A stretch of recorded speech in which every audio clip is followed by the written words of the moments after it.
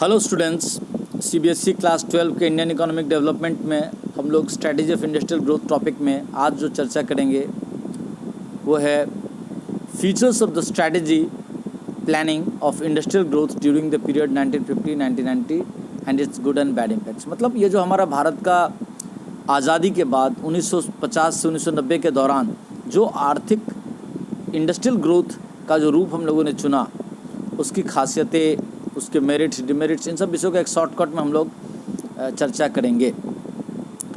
तो लिख रहा है, it refers to the features of the Indian planning between 1950-1990 that were done for industrial growth in the country. मतलब 1950 से 1990 के बीच में जो भारत का जो आर्थिक तंत्र था, इकोनॉमिक ग्रोथ था, इंडस्ट्रियल ग्रोथ था, उसका क्या कैसा रूप ढांचा था, उसको हम लोग चर्चा करेंगे।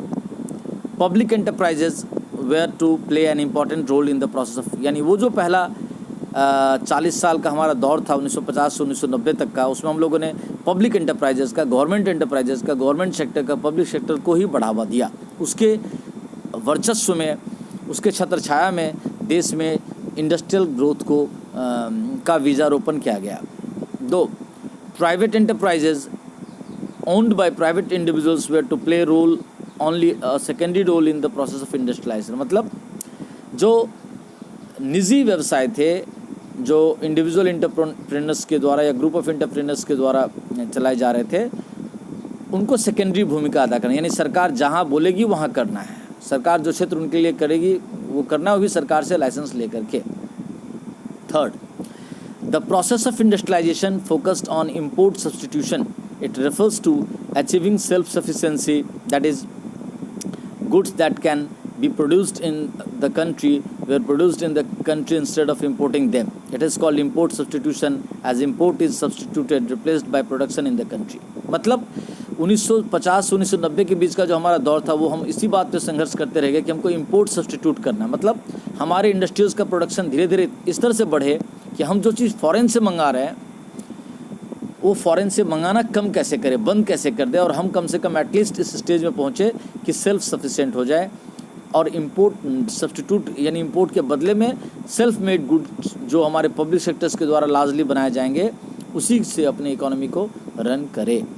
एक्सपोर्ट करने के मेंटेलिटी से इंडस्ट्रियल ग्रोथ नहीं किया गया। 4था, domestic industry was to be protected from foreign competition. This was done by the imposing high taxes on imports and also fixing quota in some cases। मतलब देश के जो इंडस्ट्रीज़ हैं, पब्लिक सेक्टर खासकर और या प्राइवेट सेक्टर, उसको विदेशी जो बड़ी बड़ी कंपनियां हैं यूरोप की, उससे कैसे बचाया जा सके, ये नीति पर भी सरकार काम करती थी। इसलिए सरकार फॉरेन से आने वाले गुड्स के ऊपर ज़्यादातर high tax rate, tariff rate और इंपोर्ट का कोटा फिक्स करके अपने देसी इंडस्ट्रीज़ को बचाने का प्रयास में लगी रही। Large scale industry were to be develop infrastructure in the, और लार्ज स्केल इंडस्ट्रीज़ को बड़ा करने का मेन मकसद था कि देश का जो इकोनॉमिक इंफ्रास्ट्रक्चर उसको कैसे बूस्टअप किया जाए। 6था, small scale industry were to be develop to create employment opportunities. मतलब स्मॉल स्केल इंडस्ट्रीज़ का खड़ा करने के पीछे का मकसद था कि देश के अलग अलग रीजन में, अलग अलग डिस्ट्रिक्ट्स में, अलग अलग रिमोट एरियाज़ में, विलेजेस में, हर जगह से कैसे बिज़नेस को खड़ा किया जाए, इस बात पे जोर दिया जाए। ये सरकार का प्रयास था। The good effects of the above planning for industrial growth were, और the good effects of the above planning for industrial growth were, ये जो सरकार का जो प्लानिंग था कि पब्लिक सेक्टर को बढ़ावा देंगे, प्राइवेट सेक्टर्स को बहुत लिमिटेड रोल प्ले करना पड़ेगा, स्मॉल स्केल इंडस्ट्रीज़ में सब्सिडीज़ प्रोवाइड करेंगे अगर वो रिमोट एरियाज़ में है, डिफ़िकल्ट एरियाज़ में है, एक्सेट्रा। तो क्या गुड इफेक्ट्स थे? It led to economic growth of the country, देश का आर्थिक विकास की चक्की चल पड़ी।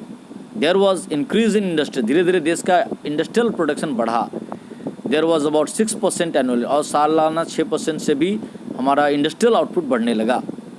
Many industries diversified, they did spread to many regions of the country. मतलब बहुत सारे जो इंडस्ट्रीज़ थे वो डाइवर्सिफाई हुए, मतलब कि देश के अलग अलग हिस्से में अलग अलग टाइप के इंडस्ट्रीज़ खुलने लगे, इलेक्ट्रॉनिक्स से लेकर के आयरन एंड स्टील से लेकर के केमिकल इंडस्ट्री से लेकर के etcetera. Growth of large scale industries help develop infrastructure facilities such as railways. हाँ, और जितना जितना लार्ज स्केल इंडस्ट्रीज़ का ग्रोथ होने लगा, धीरे धीरे देश का इंफ्रास्ट्रक्चर डेवलप होने रहा, जैसे कि road industries, railway industries etcetera. और growth of small scale industries help to achieve the objective of growth with social justice. और स्मॉल स्केल इंडस्ट्रीज़ का जो डेवलप का रास्ता चुना गया, उससे देश के छोटे छोटे अलग अलग हिस्सों में छोटे छोटे एंटरप्रेन्योर डेवलप हुए, जो बाद में बड़े एंटरप्रेन्योर बने। और इससे क्या हुआ, देश का रीजनल डेवलपमेंट हुआ, इकोनॉमिक डेवलपमेंट हुआ और सोशल जस्टिस एक तरह से हुआ। The bad effects of the above planning for industrial growth are. लेकिन ये जो 40 साल का दौर था 1950 से 1990 का, इंडस्ट्रियल ग्रोथ का लाइसेंसिंग सिस्टम के थ्रू से इंपोर्ट सब्स्टिट्यूशन माइंडसेट में रख करके और फॉरेन प्रोडक्ट से अपनी देसी कंपनी को बचाने के लिए हाई टैक्स रेट या कोटा सिस्टम के माध्यम से बचाने का, उसमें कुछ खामियां भी थी। क्या थी? Development of public sector increased problems such as corruption. देश में करप्शन काफ़ी बढ़ गया। ऑल्सो क्योंकि also the public enterprises were running in losses and utilised resource inefficiently. और जो पब्लिक सेक्टर देश में चल रहे थे वो बहुत घाटे में चल रहे थे, और देश की जो रिसोर्सेस है, चाहे मिनरल रिसोर्सेस हो, फॉरेस्ट रिसोर्सेस हो, ह्यूमन रिसोर्सेस हो, सभी का वो गलत तरीके से यूज़ करते थे। हर कोई समझता था कि ये तो सरकारी नौकरी एक बार हो गई, अब तो 60 साल से पहले कोई हटाने वाला नहीं है, ये सोच करके लोग काम करते थे। यूनियनबाजी ज़्यादा हो गया था हर फैक्ट्रीज़ में, हर इंडस्ट्रीज़ में। दूसरा, domestic industries were protected from foreign competition which help in the growth of domestic industries. They enjoyed monopolies as there was no foreign competition. Also they failed to match with the quality of international products. हाँ, सरकार ने तो अपने देश के जो domestic public sector industries थे उसको विदेशों से बचाने के लिए सरकार ने हाई टैक्स रेट बढ़ाए, कोटा सिस्टम फिक्स कर दिया, विदेशी कंपनी को यहाँ आने से बचाया। इससे फ़ायदा ये हुआ, जो पब्लिक सरकारी कंपनी थी उनकी मोनोपोली एक तरह से देश में हो गई, लेकिन इस मोनोपोली का वो सही यूज़ नहीं कर पाए। उन्होंने प्रोडक्ट के स्टैंडर्ड को अपग्रेड नहीं किया, मैनेजमेंट एफिशिएंटली काम नहीं करते थे, रिसोर्सेज को ऑप्टिमली यूटिलाइज नहीं कर पा रहे थे वो लोग। और हर जगह मैनेजमेंट से लेकर के नीचे लेवल रैंक से लेकर के टॉप क्लास मिनिस्ट्री तक करप्शंस था। ढंग से रिसोर्सेज का यूटिलाइज नहीं होता था, इसलिए कॉस्ट ऑफ प्रोडक्शन काफ़ी हाई हो जाता था, मार्केट में प्रोडक्ट उतना बिक नहीं पाता था, या फिर ये कह सकते हैं कि मेकिंग कॉस्ट ज़्यादा होने से अगर उससे कम दाम पे सरकार बेचती थी तो गवर्नमेंट को लॉस होता था। इस तरह से बिजनेस लॉसेस में ही चल रहे थे। और ये जो बड़े बड़े लार्ज स्केल इंडस्ट्रीज़ थे, ये सिर्फ उसमें ज़्यादातर अपने आपको चला रहे थे, लेकिन ग्रोथ नहीं कर रहे थे। ग्रोथ करने का मतलब होता है कि इनोवेशंस करना, अच्छे से न्यू प्रोडक्ट लाना, कम कॉस्ट में प्रोडक्ट बनाना, 8 घंटे जो ड्यूटी आवर्स है उसको प्रॉपर्ली काम में लाना, सारे रिसोर्सेज जो फैक्ट्री के अंदर प्रोडक्शन के लिए आए उसको प्रॉपर्ली यूटिलाइज़ करना, ये सब बिल्कुल ही नहीं था।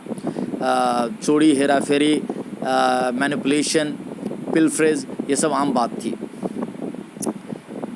Third, through import substitution and और self sufficiency foreign exchange was saved. Foreigners could not earn our currency but this way an inefficient policy as our foreign exchange reserves started shrinking। हाँ, हमने तो फॉरेन से import करना कम कर दिया तो ठीक है, हमारे पास जो फॉरेन एक्सचेंज थे वो कम हो रहे थे, नहीं जाते थे। हम फॉरेनर से कुछ खरीदना कम करते थे तो हमको फॉरेनर्स को पेमेंट कम करना पड़ता था। लेकिन धीरे धीरे हम एक्सपोर्ट तो कर नहीं रहे थे, तो हमारे यहाँ फॉरेन एक्सचेंज का जो भी स्टॉक था वो कम होते जा रहा था, श्रिंकिंग हो गया था। In fact, in order to remove all the shortcomings of Indian planning between 1950-1991, यानी 1950 से 91 के बीच में जो प्लानिंग की जो खामियां थी, revised policy was introduced known as the new industrial policy. बाद में न्यू इंडस्ट्रियल पॉलिसी लागू हुआ, जो हम लोग बाद में अलग चैप्टर से उसको पढ़ेंगे। पहले ये जो टॉपिक हम लोगों ने डिस्कस किया, आप इसको ढंग से रीडिंग कीजिए, समझिए, अपने बुक से समझिए, चीज़ों को समझिए, क्योंकि नोट्स आपको बहुत मिल जाएंगे। अंडरस्टैंडिंग करना ज़रूरी है। Thank you.